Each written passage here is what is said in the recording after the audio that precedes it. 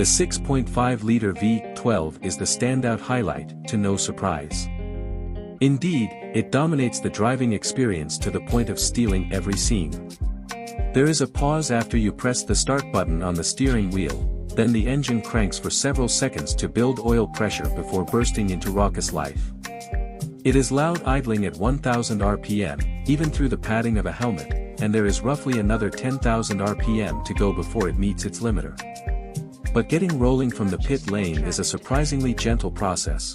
There is a launch control system, but, left to its own devices, the Valkyrie sets off powered exclusively by the 141 horsepower electric motor that's fed by a 1.7 kilowatt-hour battery made by Rimac and sits between the V12 and the 7-speed transmission.